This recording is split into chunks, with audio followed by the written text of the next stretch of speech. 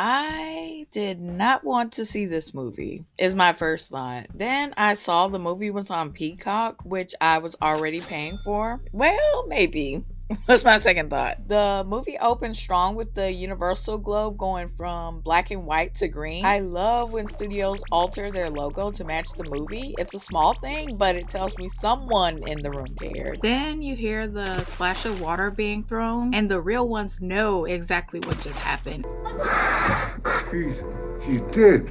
You killed her. And by real ones, I mean everyone should. If you don't know the play, that's fine. I didn't either, but not knowing the original source material, unacceptable. The Wizard of Oz should have been a mandatory viewing, a prerequisite to living, like learning how to read or knowing which animals bite. So there's a voiceover asking Galinda, how dead is she? And then Ariana answers in that high, breathy Cat Valentine voice. And I'm like, okay, here we go. Finger hovering over home on my remote like it's a panic button. I proceeded with caution. So the flying monkeys escape and the camera guy takes us up. Cut that. The CGI takes us over a rainbow. And the orchestra is playing a tune suspiciously similar to Over the Rainbow. A lot of people discount the orchestra, but the orchestra is what usually makes you cry in a movie, I find. Like, try to not cry when that music hits when E.T. is going home, or when Yoda lifts up that X-Wing, or when Luke could finally do it. Try not to cry. Try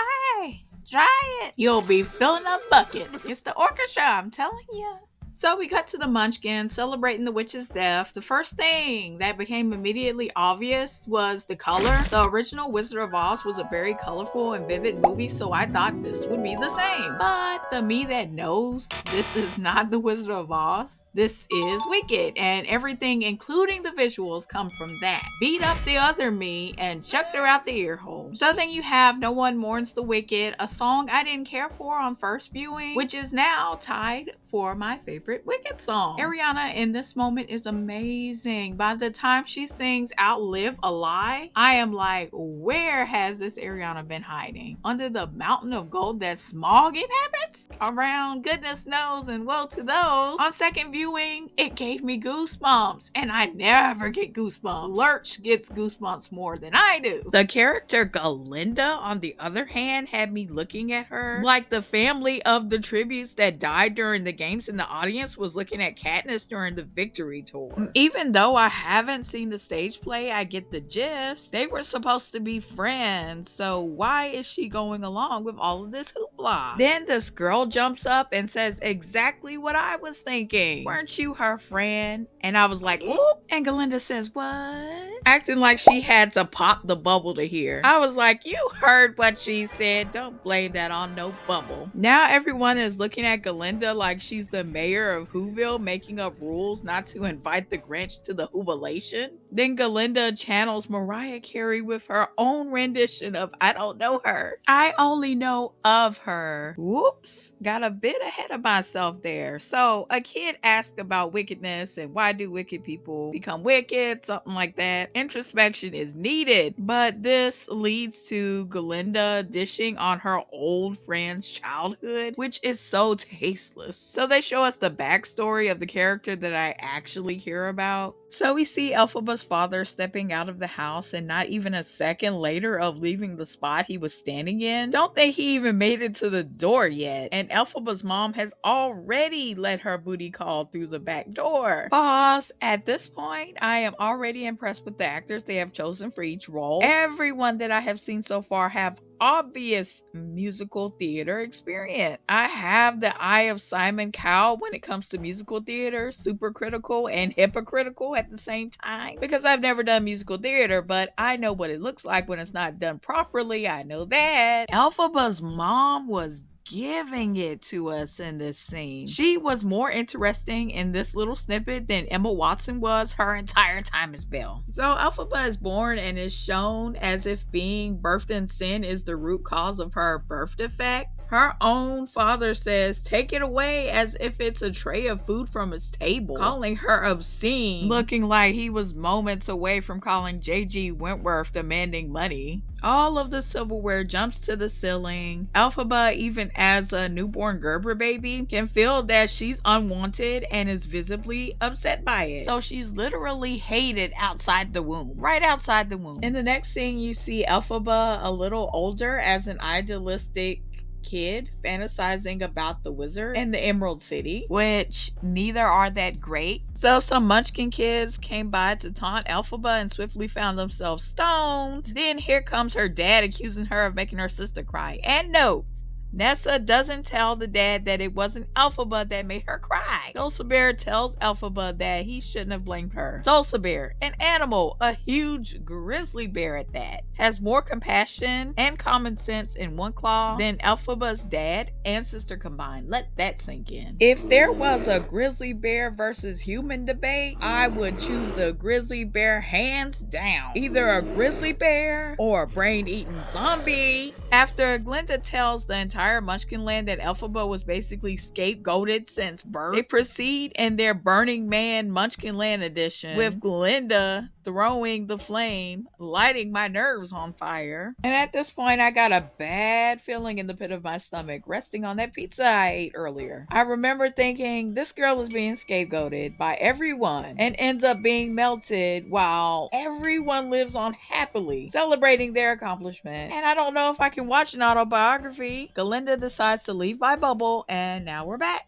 So Galinda is reminiscing, and the part where the title Wicked is displayed across the screen is one of the most beautiful moments in the film. That orchestra is just beautiful here. I wish it would have lasted a second longer, honestly, before going to Galinda, who showed up to university looking like the Oz version of Elle Woods. She has everything anyone could ever want, and it's all pink. She meets Bach, a munchkin that, all jokes aside, seems instantly enamored with her. I remember watching this with my uncle, and he said, wow, he could play Willy Wonka, and it messed me up mentally. I hate my uncle. I can't even watch the movie without seeing Gene Wilder now. It's okay though. I'll put laxative in his brownies and move on with my life. So Bach introduces himself. Glinda says something incredibly stupid and mispronounces his name, which gives him a clue that she is not interested, which naturally makes him swoon, because there is nothing more attractive than a person completely disinterested in you,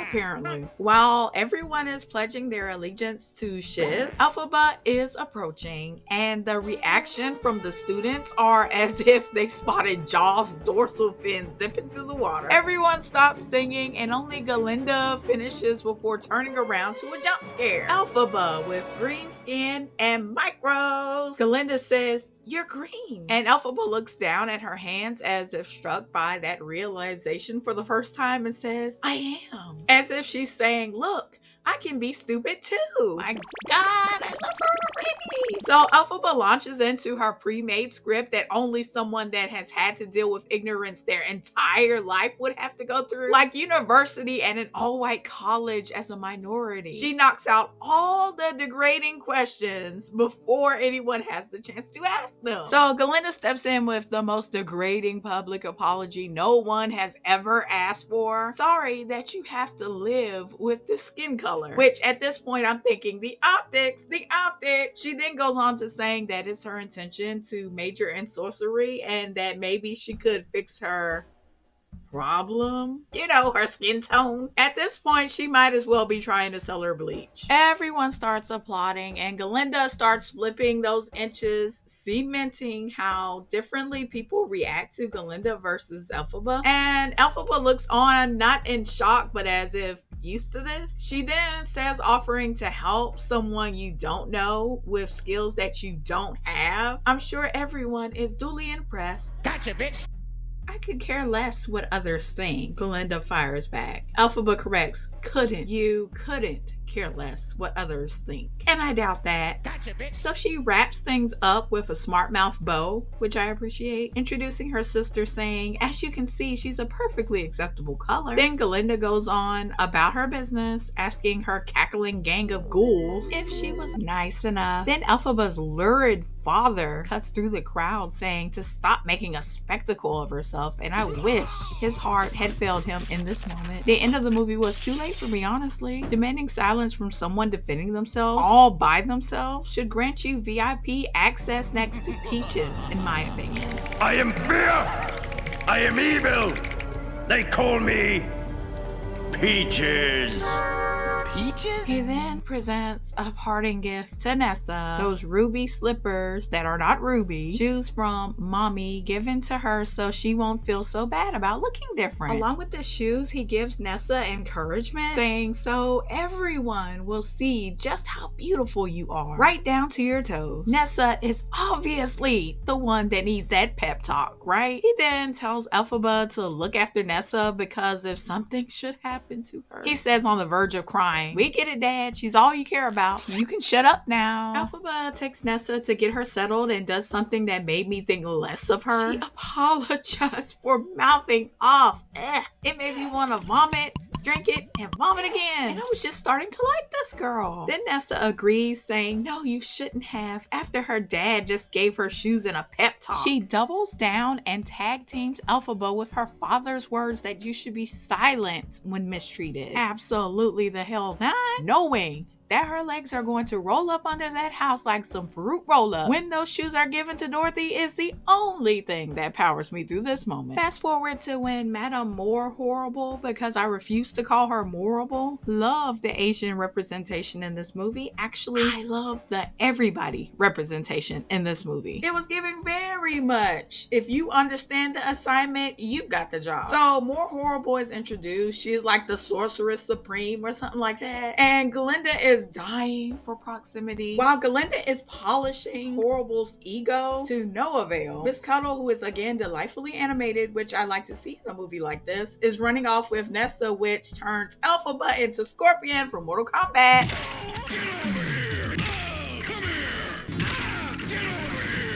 When Elphaba outs her powers, which attracts the eye of Horrible. On first viewing, I thought Horrible stepping in was damage control, like she was helping Elphaba. Upon second viewing, I realized that she's doing what the wizard does, what Glinda does. She's claiming authorship, not to protect Elphaba, but to impress the room. These people are all about the room. I can't stand people that are all about the room. None of them can do the thing. They just stand next to the person who can. Maybe stop being all about the room. Maybe be about yourself. It's less stressful that way. Anyway, the difference between when everybody thought that Elphaba did it and when everybody thought Horrible did it, night and day. I guess power is comforting when it wears the right outfit. Horrible then sweeps Elphaba into her mentorship, overriding her father's wishes, and assigns Elphaba to Glinda's suite, which as an introvert myself is not a living arrangement. It's a psychological experiment designed to see how long it takes before the subject snaps. Spoiler alert, it's not long. So while Glinda is being carried away and given pastries because she didn't get her way, Elphaba sings The Wizard and I, and it's a relief to see someone emote again. She's moving, reaching, reacting to the world like it exists. That's theater training. The voice is pristine, technically untouchable, but the song itself,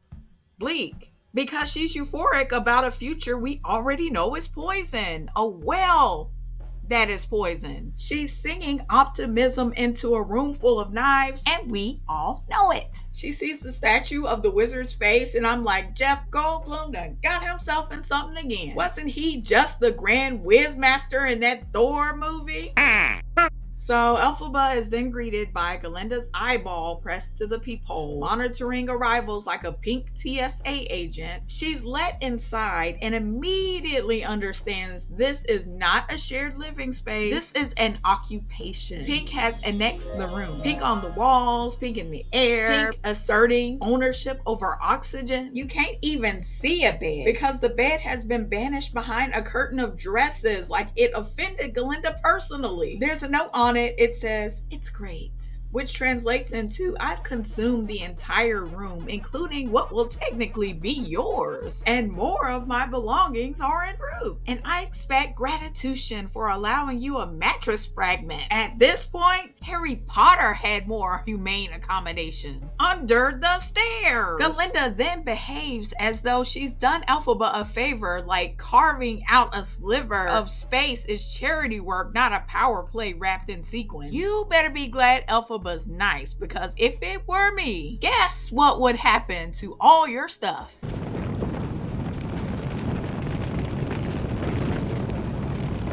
Galinda wouldn't even let Elphaba close the door, saying she likes air in her hair. How about your throat? If I was Elphaba, that door would be closed by hook or by crook. Either the door or her air passageway. Elphaba is being interrogated about her powers while simultaneously being policed about where she's allowed to put her drawers, which is a crazy combination. National security meets dorm room HOA. So Elphaba snaps, unleashing her powers and cracking the glass door.